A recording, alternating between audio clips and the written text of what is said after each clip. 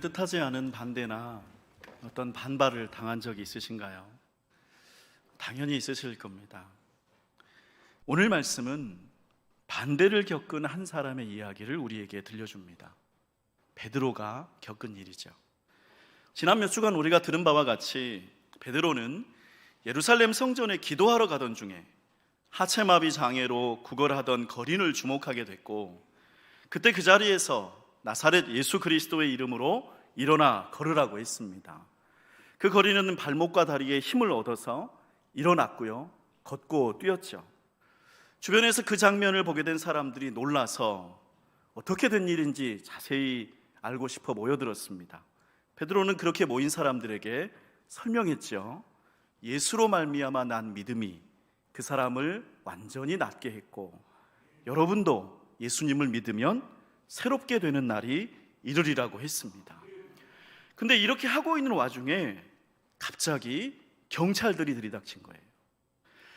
40년이 넘도록 걷지 못했던 사람을 일어나서 걷고 뛰게 했을 때 베드로 주변에는 너무 많은 사람들이 모여들었던 거예요. 성전 질서 유지의 책임을 맡고 있었던 경비대장은 안전을 염려해서 일단 모임을 해산시켰는데, 그 주동자로 보이는 베드로와 요한을 잡아서 가둔 것입니다. 이날 이미 날은 해가 기울었고, 그래서 다음 날 일찍 이 소동의 책임을 조사하겠다고 하고 베드로와 요한을 감옥에 가둔 것입니다. 그때 성령이 너희를 가르치실 것이고 예수님이 지혜를 주겠다고 하십니다. 베드로는 이 말씀을 기억했을 거예요. 그리고 그 들은 말씀을 믿고 베드로는 지난밤에 아무런 궁리도 하지 않은 채로 편안히 잠들었을 것입니다. 베드로에게 아무 일도 없었으니까요. 어떻게 그랬습니까? 그는 하나님께 맡겼으니까요. 자기가 누군가를 주목했던 것도, 그 사람을 일으켜 세웠던 것도, 그리고 난데없이 체포당한 것도, 감옥에서 밤을 보낸 것도, 그 다음 날 재판정에서 변호사도 없이 서슬퍼런 신문을 당하는 것도 베드로는 다 하나님께 맡기니까요. 마땅히 할 말을 성령이 그때 너희에게 가르치시리라는 말씀을 베드로는 살아있는 말씀으로 믿었던 것입니다. 존귀한 성도 여러분, 염려하지 않으시기를 축복합니다. 우리 안에 계신 성령님이 지혜를 주실 줄로 믿습니다. 오직 우리가 할 일은 하나님께 맡기고 평안히 자는 것입니다. 그러면 지난밤에 아무런 준비도 하지 않고 그저 잠만 쿨쿨 자고 나온 베드로는 어떻게 대응했을까요? 성령이 충만해진 베드로는 담대하게 말합니다. 근데 그 중에 첫 번째, 먼저 베드로는 나는 분명히 착한 일을 했다고 말합니다. 그는 자신의 생사여탈권을 쥐고 있는 서슬퍼런 재판관들 앞에서 잘못했다고 살려달라고 빌지 않습니다. 살고 싶다면 그렇게 해야 맞는 거예요. 여러분, 여기 재판관들은요, 몇 주 전에 예수님을 죽였던 사람들입니다. 예수님을 로마 총독에게 끌고 가서 기어코 십자가에 못 박도록 사주했고 압력을 넣었던 막강한 권세자들이었습니다. 이번에는 예수님이 아니라 베드로 자신이 피고인이에요. 그러니 예수님처럼 죽임당하고 싶지 않다면, 죄가 있느냐 없느냐는 중요하지 않아요. 죽임당하고 싶지 않다면 베드로는 잘못했다고 살려달라고 빌어야 마땅합니다. 사람의 생각으로는 그것만이 살 길이니까. 그러나 베드로는 간밤에 어떻게 했습니까? 잤습니다. 하나님께 맡기고 아무 염려도 하지 않고 평안하게 잤습니다. 성도 여러분, 이것을 기억합시다. 우리가 억울한 반대에 직면했을 때 우리가 먼저 지켜야 할 사실이 있습니다. 우리는 분명히 착한 일을 했다는 사실이죠. 여러분이 하신 착한 일은 변하지 않습니다. 그리고 베드로는 계속 말합니다. 이 사람이 어떻게 구원을 받았느냐고 오늘 우리에게 질문한다면 어제 그 일은 너희가 죽이고 버렸던 나사렛 예수 그리스도의 이름으로 일어난 일이라고요. 여기서 베드로는 다시 예수님의 이름을 말합니다. 근데 그 이름은 어떤 이름입니까? 대제사장들이, 권력과 돈을 가진 대제사장들이 죽이고 버린 이름입니다. 베드로를 반대하는 사람들이 무시하고 외면하는 이름입니다. 나에게는 있지만 그들에게는 버림받은 이름입니다. 그러나 하나님이 살리신 이름이고요. 저는 이 장면을 조금 더 넓게 보고 싶습니다.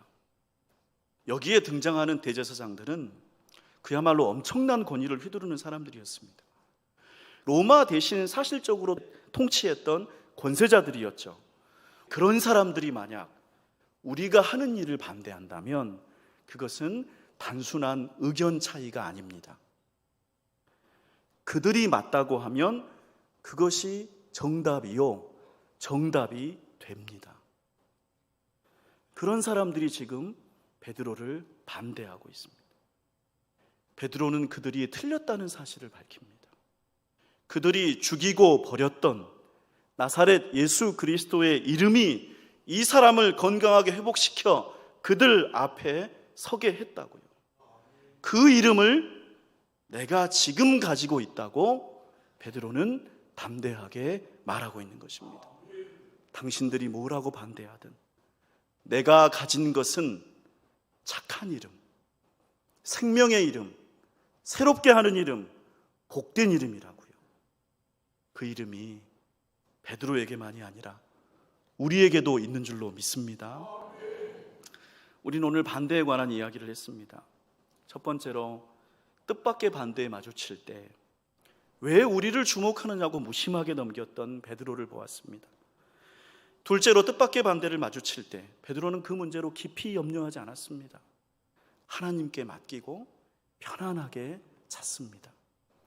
셋째로 뜻밖의 반대에 마주쳤을 때 베드로는 자신이 한 일이 착한 일이었음을 확신했습니다. 반대가 크고 강하다고 해서 내가 잘못했다고 물러서지 않았고 자기가 했던 일을 뒤집지도 않았습니다. 넷째로 뜻밖의 반대에 부딪혔을 때 베드로는 예수님의 이름을 말했습니다. 세상의 권력자들과 주류가 쓸모없다고 버렸던 그 이름을 말했습니다. 다수 대중이 가치 없다고 무시한 그 이름이 이 사람을 새롭게 했고 나를 담대하게 했다고 말했습니다. 그 이름이 우리에게도 있습니다. 끝으로 우리가 이 장면에서 찾아볼 수 없는 것이 있습니다. 뜻밖의 반대를 마주쳤는데, 억울하게 반대를 당했는데 베드로는 그들을 미워하지 않습니다. 예수님의 이름을 가지고 있는 베드로는 그를 이유 없이 반대하는 사람들을 미워하지 않았습니다. 이것이 또한 성령이 주시는 능력입니다. 존귀한 성도 여러분, 오늘 말씀을 통해 하나님은 우리에게 힘을 내라고 하시는 것 같습니다. 우리가 믿음을 따라 말씀을 따라 사랑을 따라 살아갈 때 뜻하지 않은 반대와 오해와 갈등에 매일 수 있다는 현실을 보여주십니다. 그러나 그렇게 되었다고 하더라도 염려하지 말고 하나님께 맡기라고 하십니다. 나 혼자 어떻게든 헤쳐나가 보려고 불면의 밤을 하얗게 지새우지 말고 하나님께 맡길 때 내가 했던 착함을 지키고 하나님이 주시는 담대함과 지혜를 받고 누구도 미워하지 않으면서 그 반대와 갈등을 이겨낼 수 있다고 하십니다. 베드로가 경험했던 이 은혜가 우리의 은혜가 되기를 축복합니다.